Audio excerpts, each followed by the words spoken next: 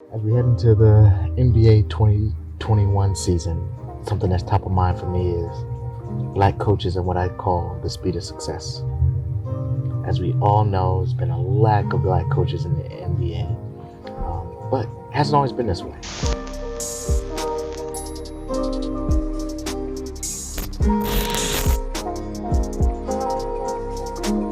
Early 2000s, I think 2000 to about 2015, we've seen an average of about 11 black coaches in the NBA. As compared to today, we've just reached 6 black NBA coaches. Anybody that's been following me on any of social media, specifically around the NFL and the NBA, NFL being about 70 to 75% black players, very few black coaches, and little to no one that's black above that.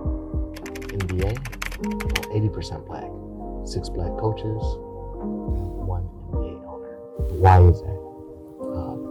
Much props out to Tyronn Lue, the Los Angeles Clippers, Doc Rivers, leaving and going to Philadelphia 76ers, Lynn Pierce, Atlanta Hawks, James Bickerstaff with the Cleveland Cavs, Monty Williams is out with the Phoenix Suns, Stephen Silas with the Houston Rockets. That's great, but it's not enough. So why does that happen? And what we see, if we're looking at 37% at one point in time, nearly 40%, 50% in 2012, when there were 14 black coaches, all the way down to today at about 6, and that's most recently with Stephen Silas being picked up, etc. So what I think about as an owner or as an executive in the league, and something that's in their best interest, is really thinking about who relates to, influences, and motivates players to do and be their best. He's valuing the basketball, right? Our turnovers have given him people that are able to do that, especially with black men, is other black men. Now, of course, you need to be competent. Of course, you need to make sure that you've put in your time. But if we follow the norms of what we're taught in school or in society, it says start off at the bottom, work your way up, go to the next level, go to the next level, and get to the next level. But that doesn't happen in the case of coaches. In fact, you see that at the assistant coaching staffs within the NBA, which sees black representation up to about 40 to 50% amongst assistant coaches, staff, trainers, so forth and so on. Folks that are involved, and in many times it's actually been conveyed through a lot of players that some of the head coaches would lean on their assistant coaches to go reach out and be the liaison with their black players. Great, awesome, but there's a disconnect there. And I contend that the more that you can have someone that relates to a player, that relates to the people that you need to go execute and get a job done, are best served by those they can relate to. They'll be motivated to do so. They'll work hard for it.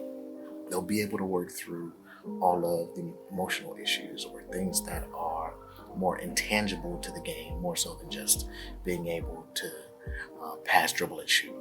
Okay.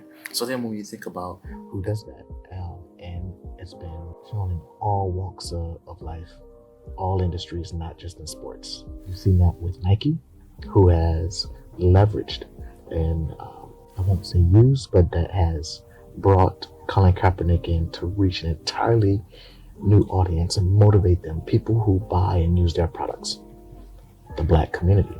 You also see that with the inverse is, take the Houston Rockets. If the stories are true and what you've been seeing in the news, your best star player, one of the top 5, 10, 15 players in the NBA, depending on the list that you subscribe to, is turning down hundreds of millions of dollars because he has an organization that does not relate to him.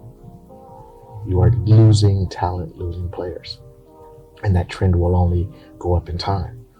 And that's an example of that happening. Now, I'm glad Stephen Silas has landed that role. And I want to see more black coaches come along and be able to reach out and touch players, as many of black coaches can do. So I think what starts to happen is the greater you have, the greater amount of trust that you have in an organization, the greater the performance. And this is something that I riffed on Stephen Covey's book, The Speed of Trust, which talks about this very notion, is that organizations that have high trust see about 300% greater performance and output and results of those that have low trust. And that output and those results are measured in revenue, productivity, employee satisfaction, a number of other areas. So if you're able to translate that into the game of basketball, into the NBA, who you claim are much like a family, a team, you will start to notice that the more trust that exists within those teams, aka families, the greater the performance, the greater success to be able to overcome adversity, to get through an 82-game season, to get through playoffs, to get through social issues that are happening off the court. A pandemic that's happening at the same time that's causing people to actually isolate and move away from the people that they love and see so often. If you're going to have an NBA season, the people they're going to be around most, the most important thing that's going to be there is trust. And you want someone in your organization that can actually facilitate that. So let's not forget about the Mark Jacksons of the world, the Byron Scotts, the Lionel Hollins, the Alvin Gentrys, who did have some stints and lost those opportunities, but haven't seen many of those opportunities come back up. It is a smack in the face when you see players or people who have not had success be able to get those opportunities.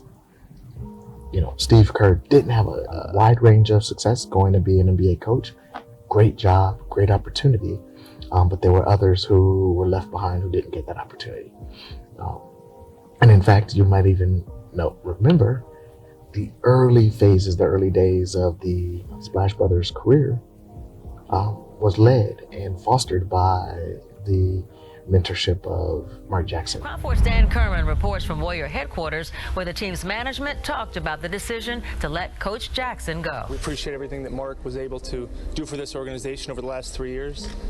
He put us in a better place than when he arrived, and we compliment him for that. What about your team and the poise they show, though, not giving in? My guys and my God, what an awesome one. Days where a coach and executives and players don't get along? Absolutely. That happens all the time. And that's not limited to any racial groups. Human beings are going or not going to get along, and that's okay. And that should be expected.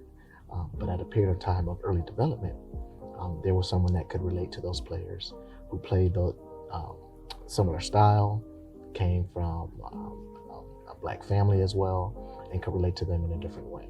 Steve Kerr has been able to expand on that and bring success to that organization. More props to him. Steve Nash, someone who has had a tremendous career. All right, guys, breaking news out of Brooklyn. The Nets have signed Hall of Fame point guard Steve Nash to a 4-year deal to become the next head coach of Kevin Durant and Kyrie Irving. Maybe a good coach. Don't know, have no clue. But he has a great relationship with the players that advocated for him to be there. So that's a great step for him to get into that role.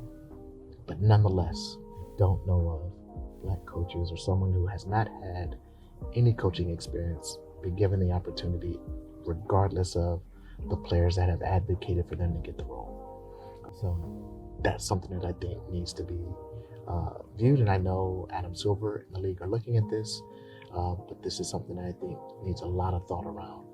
What really motivates a team to be successful? If we believe that players are one of the pivotal assets to bring a championship to a city, the coach plays a big role in that. May not be so much of the X's and O's, but managing the relationships, the personalities, the emotional ups and downs of a team that can be the deciding factor between winning and losing, playoffs or no playoffs. So given that thought, I think the NBA will be looking at that this season, which will really put that to test with playing during a pandemic when there's no one else around except those players, those coaches, and that organization. Let's see what happens. I'm all for more black coaches. I want to see more of them get in. Let's see where this goes.